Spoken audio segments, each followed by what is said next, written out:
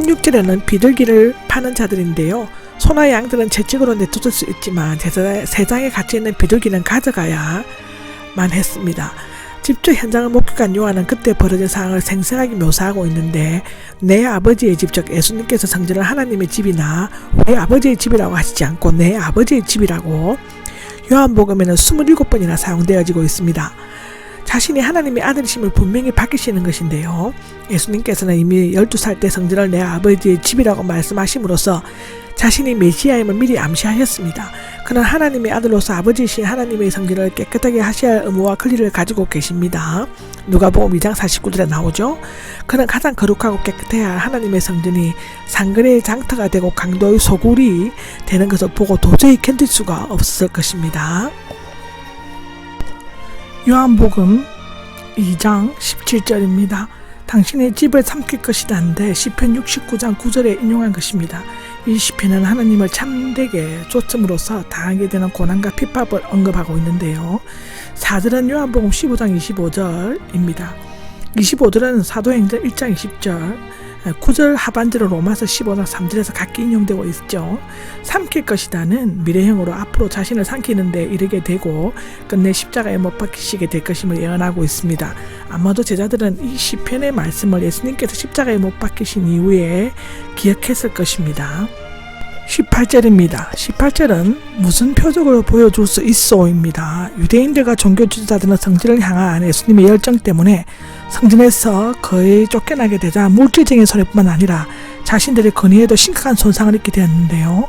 사내들인 당국자들은 예수님을 한낱 거짓 메시아나 사이비 예언자로 낙인 찍혀 완전히 매장시켜버리기 위해 그 권위의 출처를 알아내려고 했습니다. 실제로 그 당시 자칭 메시아라고 주장하면서 백성들을 미혹하다가 죽음을 당한 자들도 있었습니다. 그들은 먼저 이런 일을 행할 권리가 있음을 증명해 줄 수 있는 표적을 보이라고 요구하였죠. 유대인들은 언제나 표적을 구했습니다. 고린도전서 1장 22절에는 나옵니다. 눈으로 보고 믿는 것은 참된 믿음이 될 수 없습니다. 예수님께서는 많은 이적 기사들을 보여주었지만 그것들을 보고 믿는 사람은 그리 많지 않았습니다. 표적 기사를 보지 않고 믿는 자는 복이 있다고 요한복음 20장 29절에는 말하고 있습니다. 요한복음 2장 19절입니다. 19절은 이 성전을 헐라 사흘 안에 다시 세우겠다가 나오는데, 여기에 나오는 성전은 요한이 해석한 대로 예수님의 몸을 가리킨 것이었습니다. 21절에 나오죠.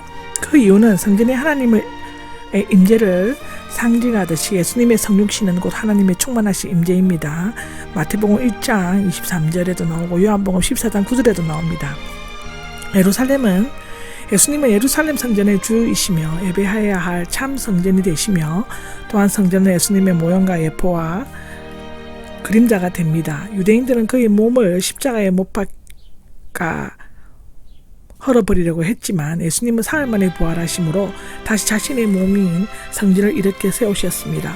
예수님께서는 십자가 위에서 성전 휘장을 찢으시듯이 자신의 몸을 찢으셔서 누구든지 믿음을 가지고 하나님 앞으로 나올 수 있게 하셨다고 히브리서 10장 20절에는 말하고 있습니다. 20절입니다. 20절에는 46년이 되는데, 예루살렘 성전은 솔로몬 성전 BC 586년 무너짐과 스룹바벨 성전 BC 52년의 완성에 이어 세 번째로 지은 성전입니다. 헤롯 대왕이 유대인들의 한심을 사기 위해 BC 19년에 착공하여 예수님 당시 AD 27년경에 46년째 공사가 진행되고 있었다고 합니다. 완성은 그 후 36년이 지난 AD 63년 총독 알비누스 때였다고 하고, 즉 다시 말하면 82년 동안을 지었습니다. 7년 후, 즉 AD 70년은 예루살렘 멸망과 함께 완전히 무너지고 말았습니다. 유대인들은 예수님께서 문자적인 성전을 가리키는 것을 오해하고 몇 년 후 그가 성전을 부수고 다시 짓겠다는 말을 했다는 제목으로 고소하였죠. 마태복음 26장, 마가복음 14장에 나옵니다. 그리고 예수님이 십자가에 달렸을 때와 스데반이 고소당했을 때 이 말이 되풀이하였습니다. 마태복음 27장, 사도행전 6장을 보시면 됩니다. 22절입니다. 22절에는 기억하였다, 믿었다가 나오는데, 제자들은 예수님의 말뜻을 잘 알아듣지 못하다가 예수님이 부활하신 후 비로소 그 뜻을 알고 성경 말씀과 예수님께서 하신 말씀을 믿게 되었죠.